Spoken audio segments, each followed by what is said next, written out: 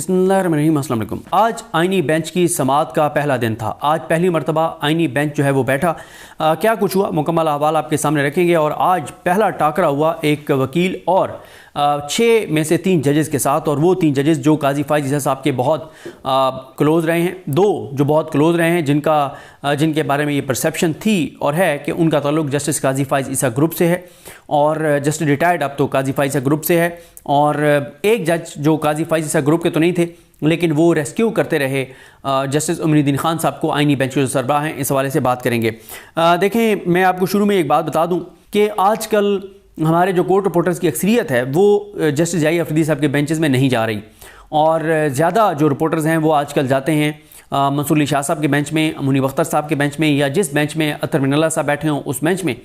और जाई अफरीदी साहब के बेंच में रिपोर्टर्स की अक्सरियत जो है वो नहीं जा रही। क्योंकि मैं आज बड़े अरसे बाद सुप्रीम कोर्ट गया, और अब ज़ाहिर है आइनी बेंच शुरू हो गया है और अहम केसेस हों या ना हों, लेकिन एक हुकूमत ने जजेस जो सिलेक्ट किए हैं, हुकूमत के सिलेक्टेड जजेस जो हैं, फॉर्म 47 वालों के सिलेक्टेड जजेस जो हैं, और अब इनको आप आइनी बेंच कहें, सोशल मीडिया पे कुछ लोग फॉर्म 47 वाले जो है वो बेंच कह रहे हैं, तो कोई क्या कह रहा है, कोई क्या कह रहा है। बहरहाल हम तो इनको आइनी बेंच ही कहेंगे। तो इस आइनी बेंच में जिस तरह की प्रोसीडिंग होनी है वो ज़रूरी है कि उसको हम कवर करें और आप तक पहुँचाएँ कि क्या हुआ है। तो जाई अफरीदी साहब के बेंच में इसलिए नहीं जा रहे कि एक तो जाई अफरीदी साहब जो मोस्टली केसेस लगा रहे हैं, अभी भी वो टाइम बार्ड लगा रहे हैं, और वो वही काम कर रहे हैं जाई अफरीदी साहब के टाइम बार्ड केसेस लगाकर, जिसको बड़ी तफसील से आपको एक वीडियो में बताया बैरिस्टर साद रसूल साहब ने कि टाइम बार्ड से मुराद ये है कि जो एक मुद्दत होती है हाई कोर्ट के फैसले को चैलेंज करने की सुप्रीम कोर्ट में, उसके मुद्दत ख़त्म होने के एक दिन बाद भी अगर आप सुप्रीम कोर्ट से रजू करेंगे तो सुप्रीम कोर्ट आपकी दरख्वास्त इस बुनियाद पर मुस्तरद कर देगी कि ये टाइम बार्ड है, ज़ायदुल मियाद है, जिस मुद्दत में, जिस मियाद में आपको इसको दायर करना चाहिए था उसमें आपने नहीं की, तो लिहाजा अब अदालत जो है वो केस के मेरिट्स को नहीं देखेगी। ये नहीं देखेगी कि आप, मिसाल के तौर पे आपकी प्रॉपर्टी थी, वो प्रॉपर्टी किसी और को दे दी गई और आपने हाई कोर्ट के उस फैसले को चैलेंज किया सुप्रीम कोर्ट में। सुप्रीम कोर्ट अब ये नहीं देखेगी कि ये प्रॉपर्टी वाकई उसकी थी जिसको मिल गई है, या ये आपकी थी। सुप्रीम कोर्ट कहेगी कि हम इस बुनियाद पे आपकी दरख्वास्त मुस्तरद कर रहे हैं कि आपने मुकर्ररा मुद्दत के अंदर सुप्रीम कोर्ट से रजू नहीं किया, तो सिर्फ इस बुनियाद पे, टेक्निकल बुनियादों पे आपका फैसला, आपकी दरख्वास्त जो मुस्तरद हो जाएगी, मेरिट्स को नहीं देखा जाएगा। तो 95% केसेस जाई अफरीदी साहब वो टाइम बार्ड लगाकर और एक अपनी गुडविल क्रिएट करने की कोशिश कर रहे हैं, लेकिन वो होगी नहीं। उसकी वजह यह है कि कोर्ट रिपोर्टर्स हकायक बता रहे हैं, और इसलिए आप कोर्ट रिपोर्टर्स उनके कोर्ट रूम में जाते ही नहीं हैं। और कोर्ट रिपोर्टर्स जो हैं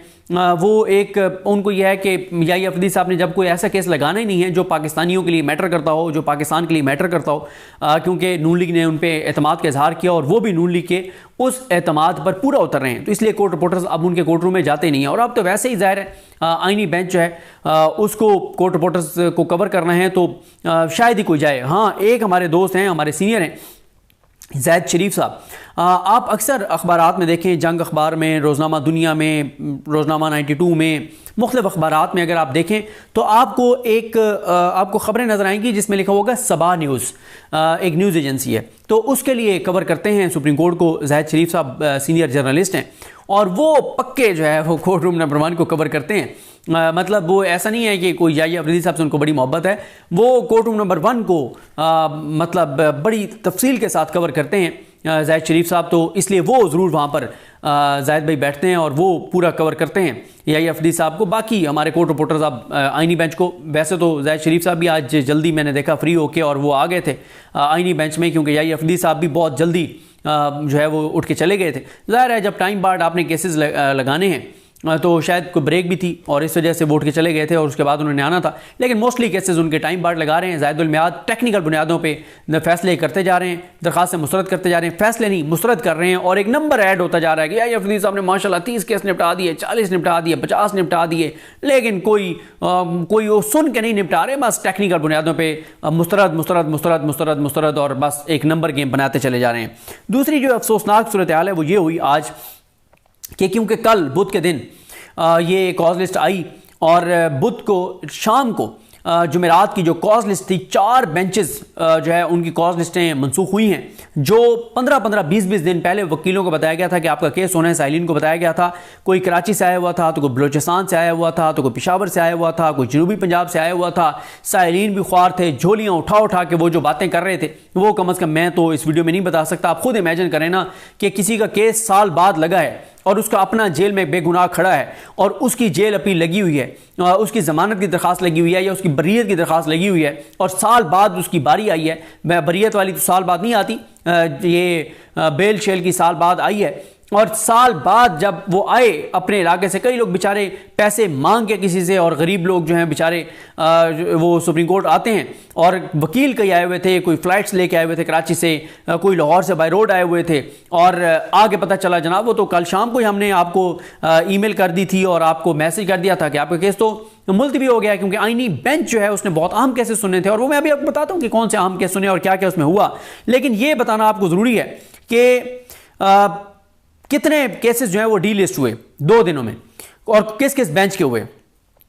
एक तो जनाब जो अमीनुद्दीन खान साहब का बेंच था उसके केसेस डीलिस्ट हुए जुमेरात और जुमा,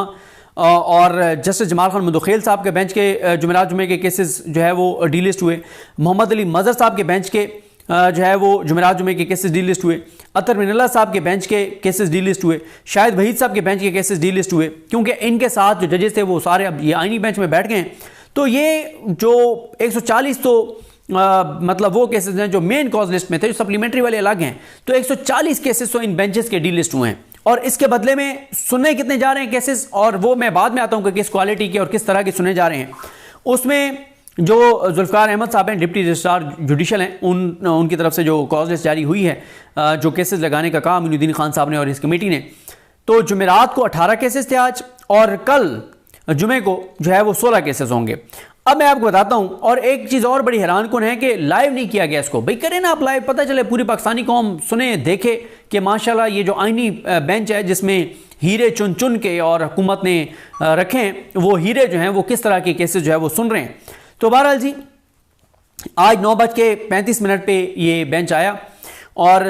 10:56 पर ये तमाम केसेस 18 के 18 निपटा के चले गए थे।